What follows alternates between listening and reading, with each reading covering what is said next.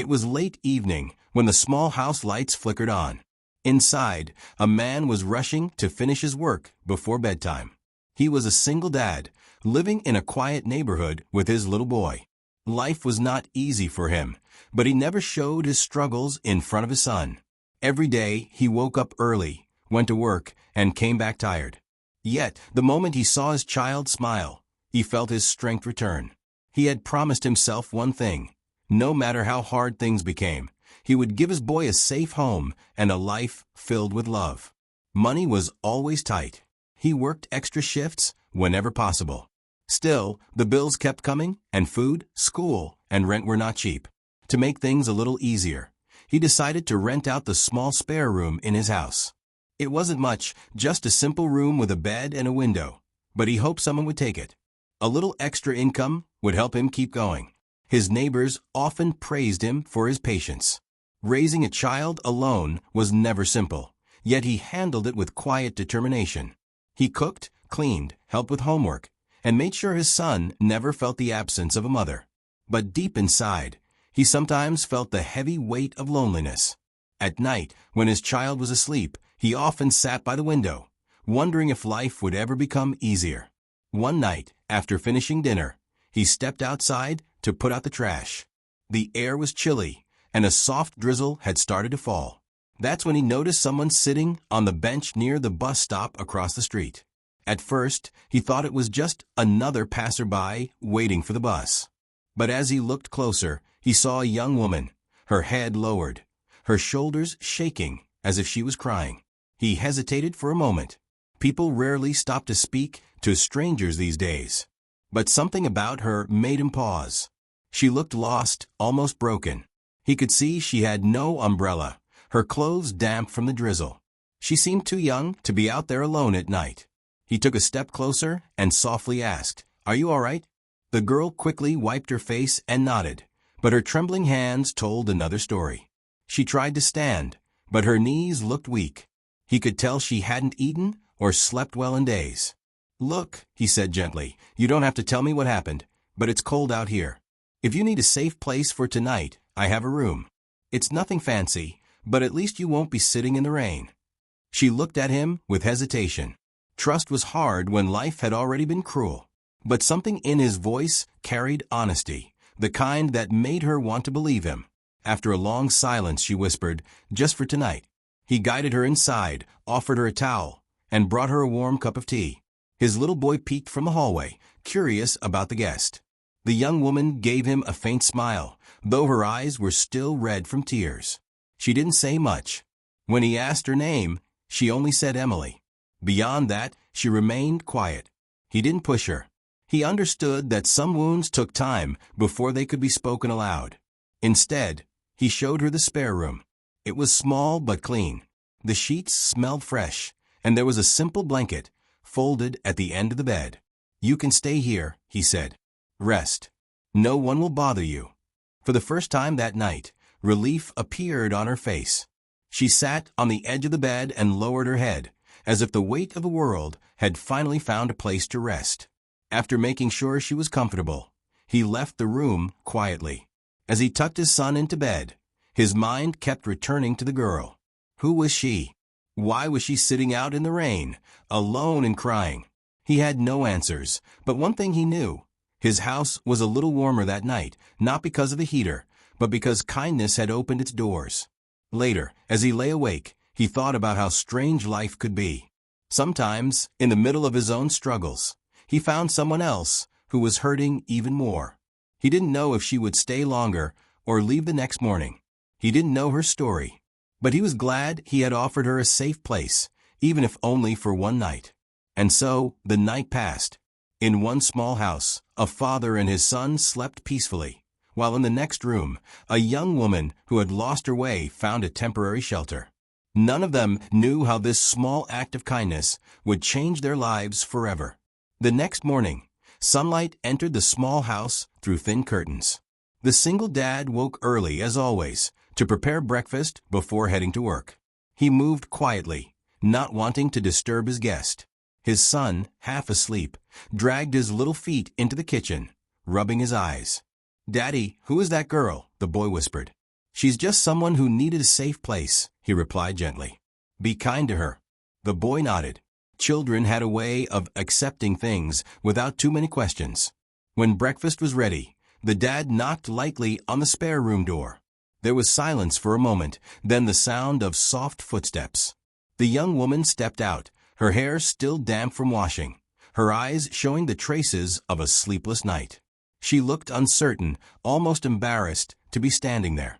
"I made some food," he said, pointing to the table. "You should eat." She hesitated, then slowly sat down.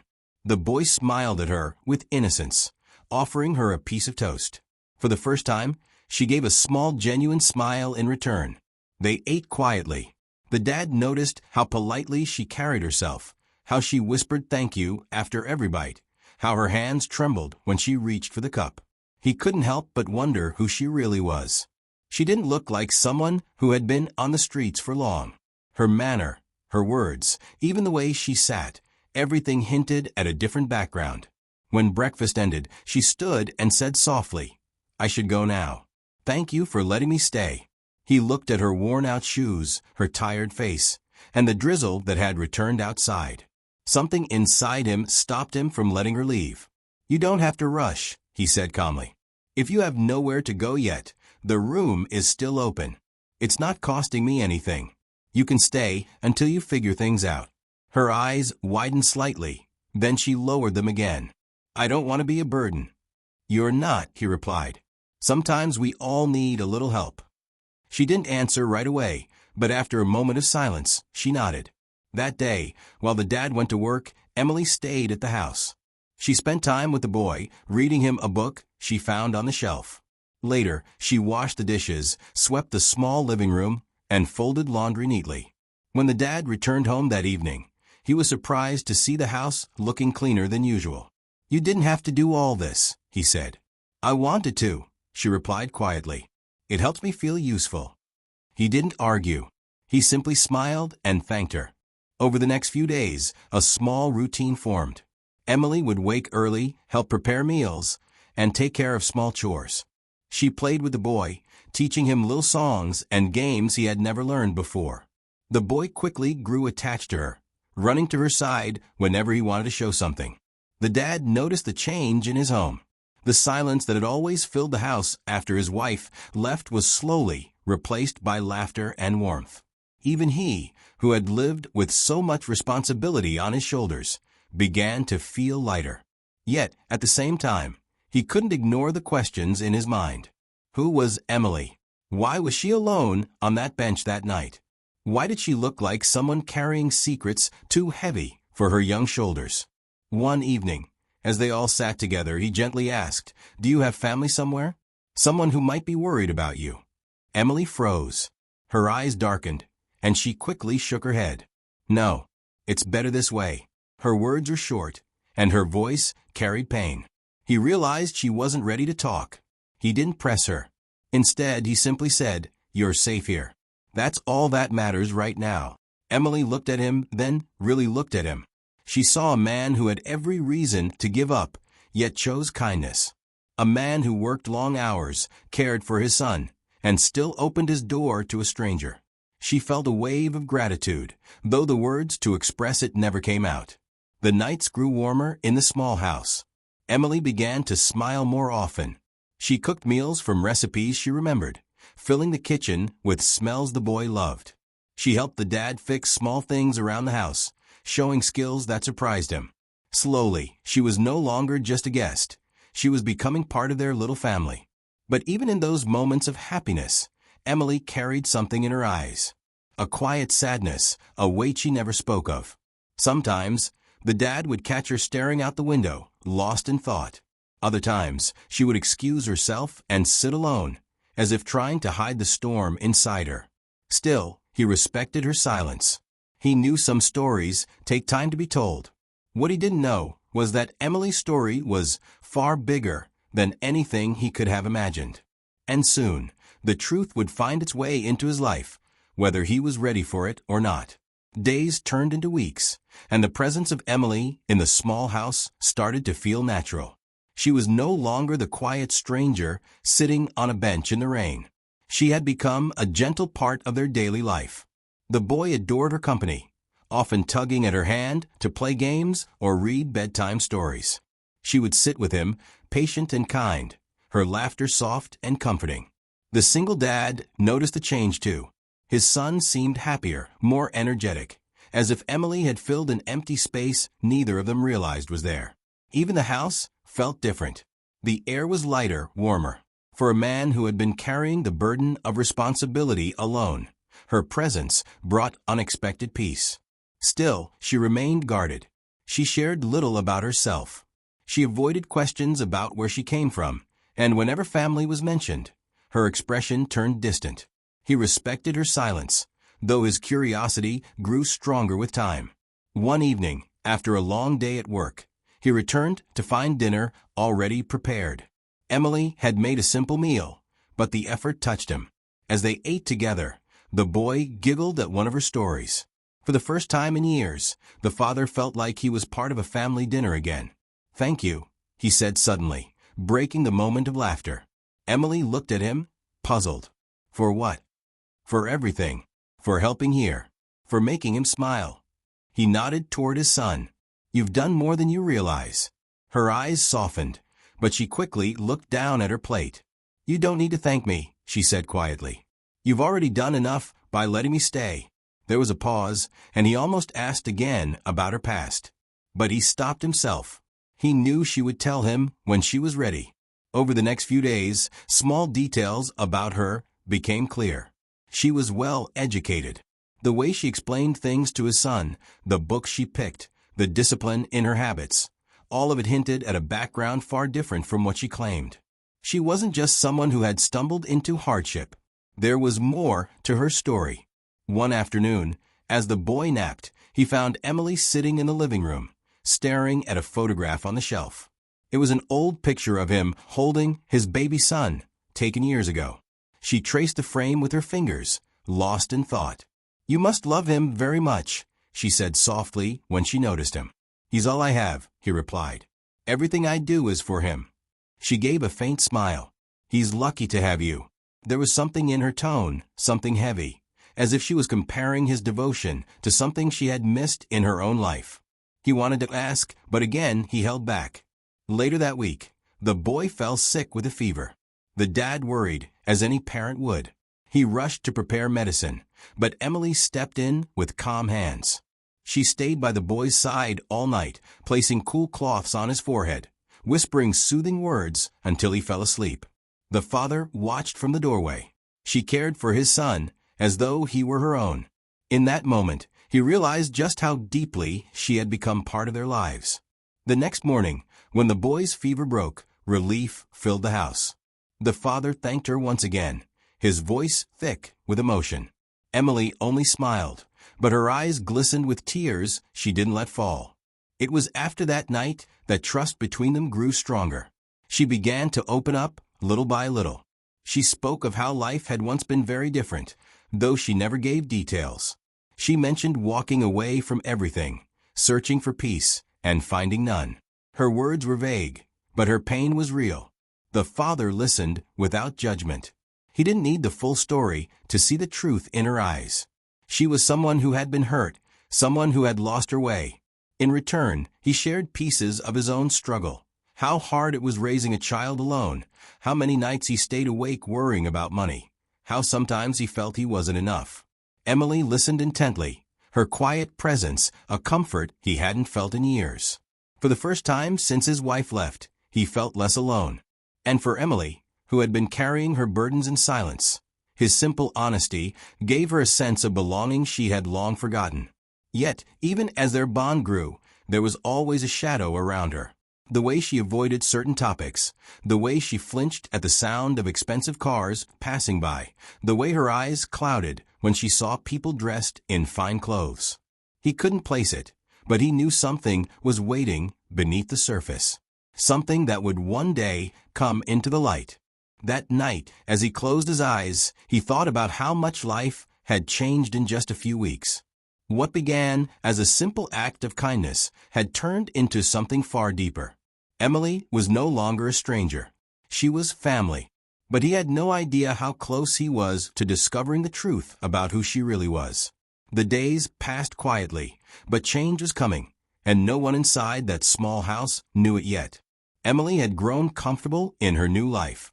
She helped with chores, played with the boy, and filled the home with warmth that had been missing for years. The father had stopped thinking of her as a guest.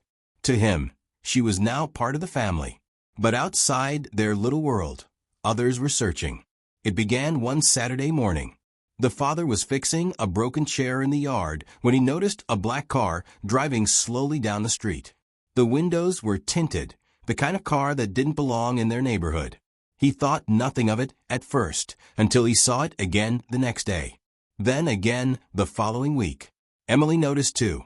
One evening, while washing dishes, she froze as headlights flashed across the window.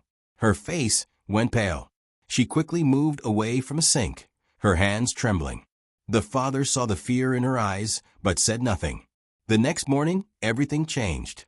He was walking his son to school when the same black car pulled up near the corner. Two men stepped out, both in suits, looking out of place in the modest neighborhood. They scanned the street with sharp eyes, holding photographs in their hands. Emily was inside the house at the time, folding laundry. When she stepped out to hang clothes on the line, the men immediately straightened. One of them pointed, whispering to the other. Before she could react, they began walking toward her. The father hurried back, his son tugging at his hand, confused by the sudden tension. "Emily," he called out. She turned, saw the men, and dropped the clothes basket. Her face went white. "No," she whispered. "Not here." The men approached with authority. "Miss, please, we need you to come with us. Your family has been worried sick." The father stepped in front of her, protective without even thinking. "What's going on here?" he demanded. One of the men pulled out an ID. "We've been sent by her father. She's been missing for weeks. She's not who you think she is." The father looked at Emily, his heart pounding. She stood frozen, her eyes filled with tears. Finally, she shook her head. "I didn't want this," she whispered. "I just wanted to escape." The men ignored her protests. Her father is the CEO of a major company. She is his only daughter. We have been searching everywhere. Please, don't make this harder for her. The father felt the ground shift beneath his feet. CEO's daughter? He looked at Emily, searching her face for answers. She couldn't hold it back anymore. "It's true," she admitted, her voice breaking. "I ran away. I couldn't live that life anymore. I didn't want the money, the name, the pressure. I just wanted to be me. And when I had nothing, you gave me kindness. You treated me like a person, not like a title." Her confession left the father stunned. The boy looked up at her, confused, not understanding the weight of her words. The men stepped closer, but she backed away, clinging to the father's arm. "Please don't let them take me back," she whispered desperately. He didn't know what to say. Part of him wanted to protect her, to keep her safe in the little home she had helped brighten. But another part knew this wasn't something he could stop. The truth was out now, and her world had finally caught up with her. The men softened their tone. "Miss, your father has been worried day and night. He's not angry. He only wants you safe." Emily's eyes filled with tears. She looked at the father, her voice trembling. "You believed in me when I had nothing. That means more to me than all the wealth in the world. I'll never forget that." He swallowed hard, his chest tight. "Emily, you have to face this," he said gently. "Maybe this is the moment to make peace with your family." She shook her head, but deep down, she knew he was right. The men guided her toward the car. Before stepping in, she turned back one last time. Her eyes met the father's, filled with gratitude and sorrow. "Thank you," she whispered, "for giving me a home when I had none, for treating me like family." The boy ran forward, hugging her legs tightly. "Don't go," he cried. She knelt, holding him close, her tears falling freely now. "You'll always be like a little brother to me," she said softly. "Be good. Keep smiling. You have the best dad in the world." Then, with trembling hands, she let go and stepped into the car. The door closed and the black vehicle drove away, leaving silence behind. The father stood still, watching the car disappear down the street. His son tugged at his hand, eyes wet with confusion. "Will she come back?" the boy asked. The father didn't answer right away. His heart ached, but he managed a quiet reply. "Maybe one day." Inside, though, he wondered if life would ever feel the same again. Emily's presence had left a mark on their hearts, one that no amount of wealth or distance could erase. And though the truth had been revealed, none of them knew that her story with their little family was not yet over. The house felt strangely empty after Emily left. Her laughter no longer echoed in the small kitchen. Her soft voice no longer read bedtime stories at night. The boy asked about her often, and each time, the father would give a gentle answer, though deep inside, he missed her too. Days passed, then weeks. Life slowly returned to its old rhythm, but something had changed forever. The father found himself glancing at the spare room sometimes, remembering the warmth she had brought into their lives. He knew she belonged to a different world now, a world of wealth, power, and responsibilities. Still, part of him wished she had stayed. Then, one quiet afternoon, everything changed again. A sleek car stopped in front of the house. The father froze when he saw Emily step out. She looked different now, well-dressed, polished, but her eyes still carried the same kindness. The boy shouted her name and ran to her. She knelt and hugged him tightly, tears filling her eyes. "I missed you," she whispered. The father stepped forward, unsure what to say. "Emily, what are you doing here?" She smiled faintly. "I couldn't stay away. I told myself I'd never forget you, and I meant it." Behind her, another man stepped out of the car.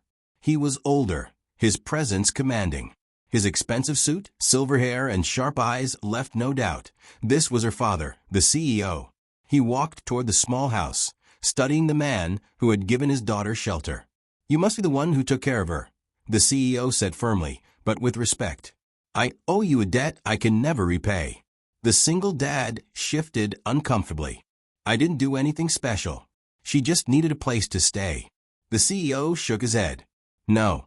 You gave her something money could not buy. Safety, dignity, family. You have no idea how much that means to me." Emily stepped closer, her voice soft.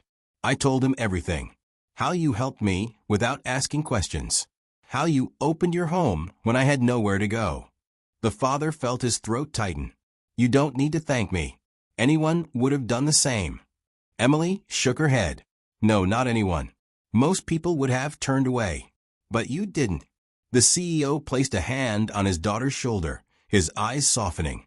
"She was lost, but you reminded her of what truly matters. I spent years building wealth, but in her absence, I realized none of it matters without love. You showed her that." The father didn't know how to respond. He had never expected recognition, let alone gratitude from someone so powerful. Then the CEO surprised him. "I want to help you.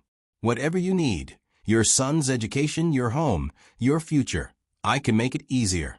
You deserve it." The single dad shook his head firmly. "I appreciate the offer, but I don't need money. I just want a simple life for my boy. That's enough." The CEO looked at him, impressed by his honesty. "Then, at least let me do something.